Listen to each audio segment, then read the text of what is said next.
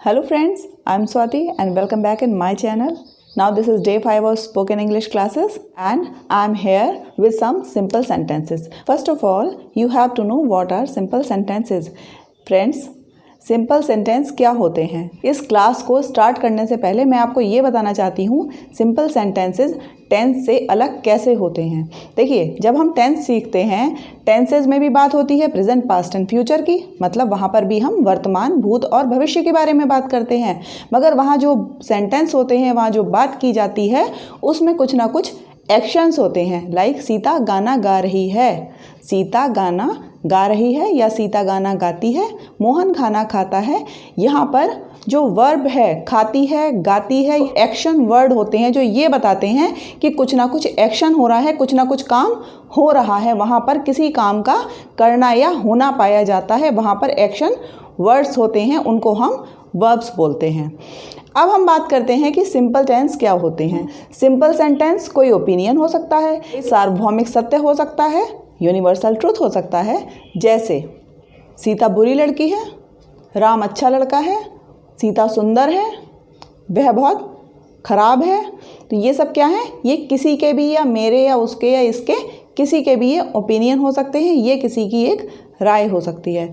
वो एक टीचर है, वो एक वकील है, वह एक डॉक्टर है, मैं एक कर्मचारी हूँ। कुछ भी हो सकता है, कोई भी सेंटेंस जो किसी के बारे में कहा जा रहा है, लेकिन उसमें कोई काम के करने या होने का नहीं पाया जाना चाहिए। मीन्स उसमें कोई भी एक्शन वर्ड नहीं होने चाहिए। तो जहाँ पर कोई एक्शन वर्ड नहीं होता है, उनको हम सिंपल सेंटेंस की श्रेणी में रखते हैं। यहाँ मैंने लिखा है नो एक्शन, वो सेंटेंस जिसमें कोई भी एक्शन नहीं होता है। दो sentence in which no action is performed by the subject. अब बात करते हैं सब्जेक्ट की। सब्जेक्ट क्या होता है? वैसे तो सब्जेक्ट के ऊपर मैं एक अलग पूरा टॉपिक बनाऊंगी। यहाँ आप ये समझ लीजिए, किसी भी टेंस में 3 चीज़ें ज़रूरी होती हैं। पहला है सब्जेक्ट, दूसरा है वर्ब और तीसरा है object. Subject plus verb plus object. Subject कौन हुआ? वह खाना खाता है, वह गाना गाती है, सीता अच्छी नहीं है, राम दौड़ता है। इन सब में मैं, वह, सीता, राम, जिसके भी बारे में बात की जा रही है, वो सब सब्जेक्ट कहलाएंगे। जो पहला वर्ड हम सेंटेंस में जिसके लिए कह रहे हैं यहाँ। अब बात करते हैं कि टेंसेस से सिंपल सेंटेंस डिफरेंट कैसे होते हैं। ये तो आप समझ चुके हैं कि सिंपल सेंटेंसेस में कोई भी एक्शन वर्ड नहीं होता है। मीन्स वहाँ पर किसी भी काम का करना या होना नहीं पाया जाता है। जबकि जो हम टेंसेस सीखेंगे, उन टेंसेस में कोई ना कोई काम हो रहा होगा। जैसे मैं जाता हूँ, मैं खाता हूँ। ठीक है, अब तो आपको क्लियर हो गया होगा कि टेंसेस और सिंपल सेंटेंस का जो बेसिक डिफरेंस है वो क्या होता है। तो आइए आज की क्लास में मैं आपको सिंपल सेंटेंस के बारे में बताने वाली हूँ। सिंपल सेंटेंस भी हमारे प्रेजेंट, पास्ट, फ्यूचर 3 में डिवाइड होंगे। सबसे पहले बात करते हैं कि सिंपल सेंटेंसेस में हम प्रेजेंट में किस तरह से बोल सकते हैं। कुछ एग्जाम्पल मैंने आपको बताए। मैं टीचर हूँ, वह डॉक्टर है, वह बहुत अड़ियल है, वह बहुत ज़िद्दी है, वह बहुत पोलाइट है, वह बहुत परोपकारी है, मैं बहुत अच्छा हूँ, वह बहुत सुंदर है, मैं एक टीचर हूँ, मैं एक विमान चालक हूँ, मैं एक डॉक्टर हूँ, मैं एक इंजीनियर हूँ, वह एक जिम्मेदार आदमी है, यह एक पागलखाना है, तुम कामचोर हो। तो बहुत सारे एग्जाम्पल मैंने आपको दिए। यहाँ पर एक चीज़ और समझनी है जो एक बहुत बेसिक बात है। कुछ वर्ड्स ऐसे होते हैं, कुछ शब्द ऐसे होते हैं जिनसे आपको लगेगा कि यहाँ पर तो एक एक्शन हो रहा है। जैसे राहुल बैठ रहा है। राहुल बैठ रहा है मतलब एक एक्शन हो रहा है। राहुल बैठने की प्रक्रिया कर रहा है, राहुल बैठने का कार्य कर रहा है। ये आएगा टेंस की श्रेणी में। क्यों? क्योंकि राहुल एक काम कर रहा है, राहुल बैठ रहा है, वहाँ पर एक काम के करने का होना पाया जा रहा है।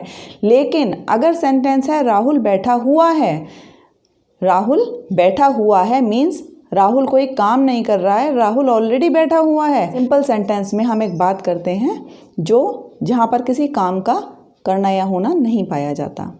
एक और एग्जाम्पल से क्लियर कर लेते हैं। वह सो रहा था, वह सोया हुआ था। He was sleeping, he was asleep. वह सो रहा था, ही वॉज स्लीपिंग। वह सोया हुआ था, ही वॉज अस्लीप। यहाँ पर अंतर क्या है? सोया हुआ था मीन्स कोई एक्शन नहीं हो रहा है, वो पहले से सो रहा है। सोया हुआ है, वो कुछ नहीं कर रहा है, वो जैसा था वो वैसा है, लेकिन वह सो रहा है मतलब एक प्रोसेस चल रही है। वो सो रहा है, उसमें टाइम जा रहा है ना, वो सो रहा है, अभी वो उठ जाएगा, तो एक काम हो रहा है, वह सो रहा है। तो आज हम पढ़ते हैं सिंपल सेंटेंसेस। सिंपल सेंटेंसेस में पहला है प्रेजेंट। प्रेजेंट के सिंपल सेंटेंस की पहचान ये होती है कि वहाँ पर वाक्यों में है, हूँ या हैं आते हैं। जैसे अभी मैंने आपको एग्जाम्पल दिया, वह सुंदर है, वह बुरी है, मैं अच्छा हूँ, मैं डॉक्टर हूँ, मैं वकील हूँ, वे बहुत अच्छे इंसान हैं। यहाँ पर किसी एक्शन का प्रयोग नहीं हो रहा है, लेकिन किसी के बारे में कोई बात हो रही है। हूँ और हैं आ रहे हैं, मतलब हम जो बात कर रहे हैं वो प्रेजेंट के केस में कर रहे हैं, आज के केस में कर रहे हैं, अभी के केस में कर रहे हैं।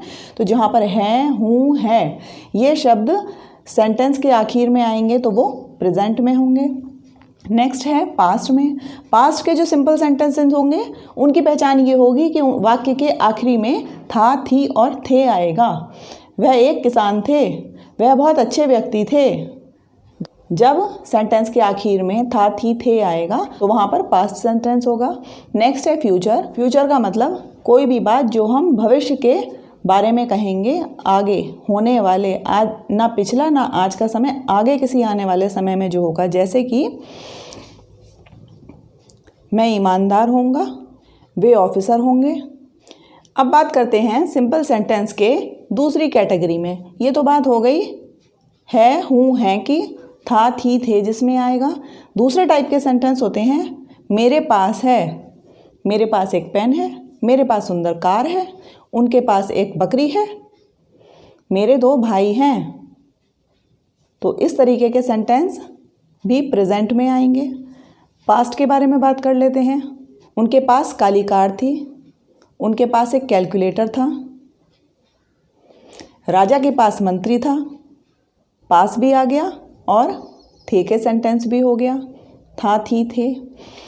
तो ध्यान ये रखना है कि प्रेजेंट की जब बात हो रही है तो है, हूँ और हैं आता है, उसके साथ ही मेरे पास है या मेरे पास हैं। पास्ट में हमने बात की था, थी, थे, पास था, पास थी, पास थे, उनके पास बहुत पैसे थे, मेरा एक मकान था। तो ये सारे पास्ट सिंपल सेंटेंस हो गए। अब बात करते हैं फ्यूचर की। फ्यूचर में होगा, होगी, होगे और पास होगा।